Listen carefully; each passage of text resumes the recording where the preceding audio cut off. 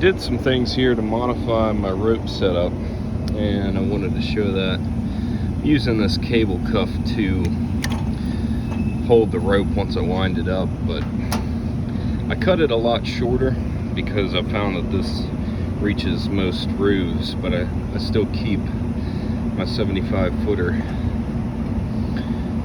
So this is just a cheap carabiner.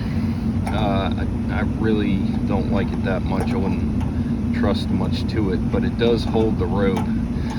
I've got this can't twist clip. Now these are kind of expensive unless you can pick them up on eBay. I wouldn't necessarily recommend getting this unless, like I said, you find it on eBay. Little pair of mini vice grips would work, but these are great for attaching something like this, or let's say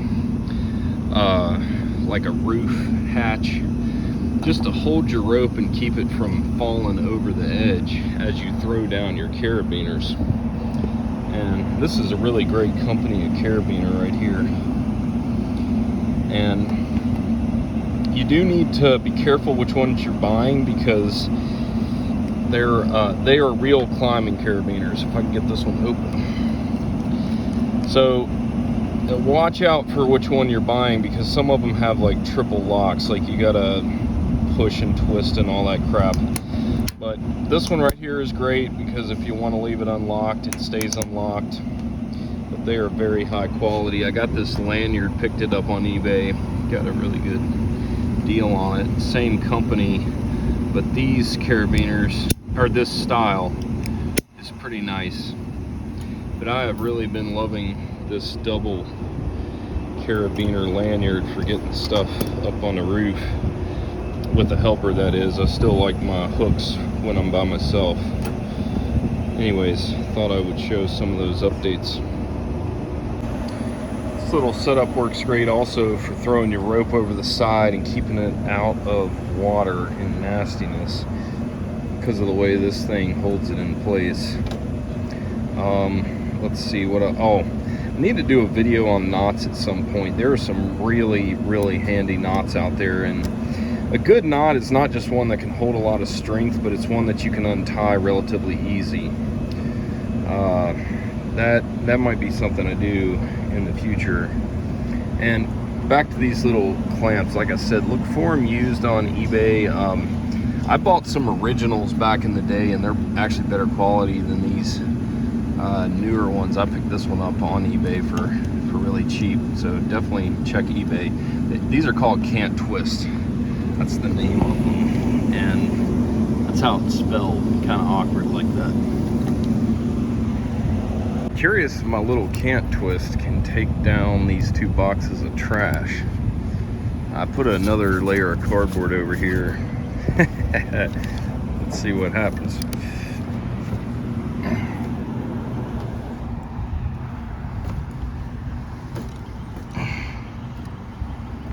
Ooh, that rope's getting toasty. Gotta toughen up my gloves here.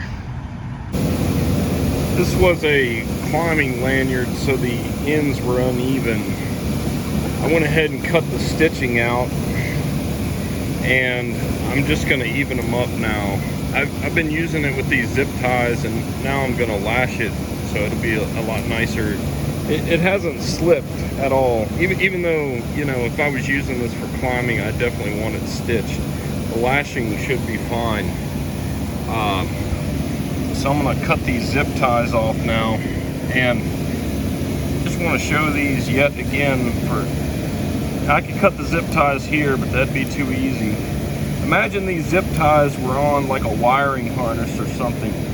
It's just amazing how you can get in there and cut them without nicking a single wire. You see how clean that cut was? So I'm gonna show how to lash this up in a really nice way where it's very low profile.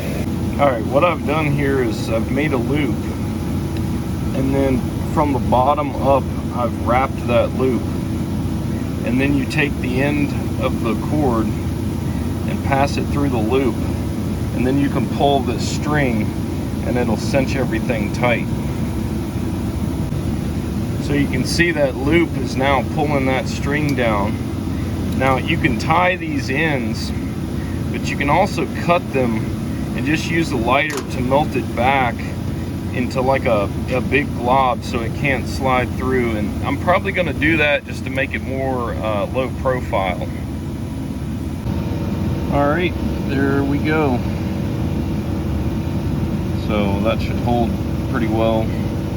And like I said, if you were wanting to climb with it, you'd want to have it stitched, but it's going to be really hard for this rope to slip like that. This wrap is very, very tight.